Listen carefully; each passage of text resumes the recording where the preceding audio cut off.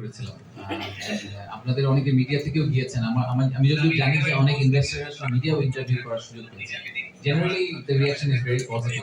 আমাদের যেটা টেক সেটা হচ্ছে যে উনারা এটা খুব অ্যাপ্রিশিয়েট করেছেন যে আমরা আমাদেরকে ফিজিক্যালি নিয়ে গেছি।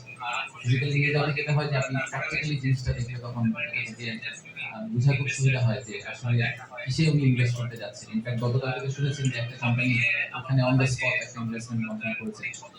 এটা বলতে গিয়ে আমার আসলে মনে পড়লো, সরি আমি দুইটা টপিক মিস করেছি। আজকে দুইটা কাগজ সাইন করা হয়েছে, আপনারা হয়তো দেখেছেন। একটা হচ্ছে আইএলওর সাথে, ইন্টারন্যাশনাল লেবার অর্গানাইজেশন, তাদের সাথে বিডা একটা এমওইউ সাইন করেছে।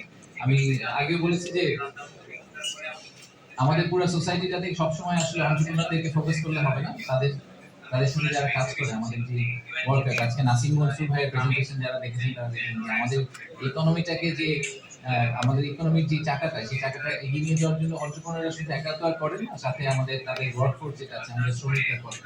আমাদের লেবার রাইটস এর যে স্ট্যান্ডার্ড, সেই স্ট্যান্ডার্ডটা কিন্তু আমাদের গ্লোবাল স্ট্যান্ডার্ড থেকে অনেক লো, অনেক নিচে। সেটাকে আমাদের একটা জায়গায় নিয়ে যেতে হবে। আমরা এখন আইএলওর সাথে এমনিউটা সাইন করেছি এইটা কনফার্ম করার জন্য যে আমরা ভবিষ্যতে এফডিআই অ্যাট্রাক্ট করতে চেষ্টা করব, বাট আমাদের লেবার রাইটস কে কম্প্রোমাইজ না করে। এবং আরেকটা সত্যি কথা হচ্ছে যে পৃথিবী যেদিকে যাচ্ছে, একটা লেবার রাইটস যদি আমরা কম্প্রোমাইজ করতে থাকি, একসময় আসলে বাংলাদেশ থেকে কেউ কোনো প্রোডাক্ট নেবে না।